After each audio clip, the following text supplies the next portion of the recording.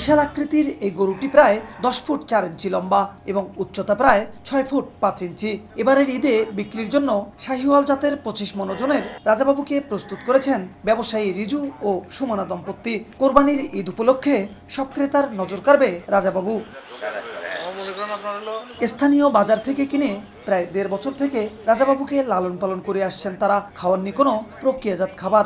দানাদার খাবারের পাশাপাশি তার খাদ্য তালিকায় রয়েছে ধানের গুঁড়া, ভুসি, ছোলা বুট ও সবুজ ঘাস সহ সকল দেশীয় খাদ্য।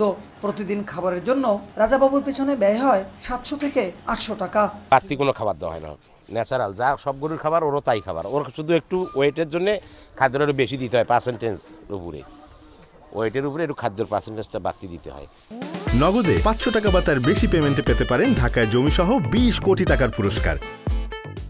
ওকে দেখলে অনেক আদর করতে ইচ্ছা করে, আর ও সব দেশীয় খাবারই খায়।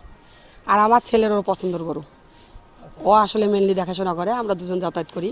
রাজাবাবু নামের বিশাল আকারের গরুটি দেখতে খামারে প্রতিদিন ভিড় জমাচ্ছেন উৎসুক জনতা। রাজাবাবুর পরিচর্যার দায়িত্বে থাকা ব্যক্তিরাও তাকে ভালোবাসেন পরিবারের সদস্যের মতো। এটা আমাদের একটা স্পেশাল গরু, এটা শাহিওয়াল জাতের। এটা দেখতে অনেক দূর দূরান্ত থেকে মানুষ আসে দেখতে, বিভিন্ন থেকে লোক এসে দেখে পছন্দ করে, নেওয়ার জন্য ইচ্ছুক হয়।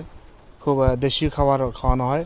বাইরে জিনিস কোনো কিছু আমরা খাওয়াইনি, আমরা নিজেরাই মিশ্রিত করি, আমরা নিজেরাই খাওয়াই। আমি দেখশন করি, অনেক ভালো লাগে, গরুটা মায়া লাগে অবশ্যই, এত বড় গরু।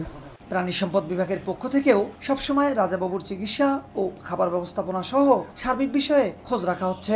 রাজাবাবু নামে গরুগুলো আছে, আমরা সার্বক্ষণিক তাদের নজরদারির মধ্যে রাখতেছি।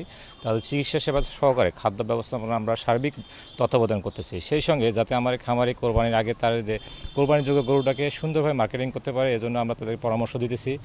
আমাদের যে অনলাইন পেজগুলো আছে সেগুলোতে আমরা মার্কেটিং করার জন্য চেষ্টা চালাচ্ছি, এবং সেই সঙ্গে তারা যেন সুন্দরভাবে যে গাইবান্ধা বাইরেও নিয়ে যেতে পারে, এজন্য তাদের যে পরিবহনের যে সুযোগ সুবিধা আছে বা সরকার থেকে যে কোনো নির্দেশনা আছে সেগুলো আমরা বাস্তবায়ন করার জন্য সর্বাত্মক চেষ্টা করতেছি। প্রায় 1.5 বছর আগে 1,30,000 টাকা দিয়ে স্থানীয় বাজার থেকে গরুটি সংগ্রহ করে লালন পালন করে আসছেন সদর উপজেলার এ দম্পতি। এবারের কোরবানিতে রাজাবাবুকে 7 লাখ টাকায় বিক্রি করতে চান রিজু ও সুমনা দম্পতি।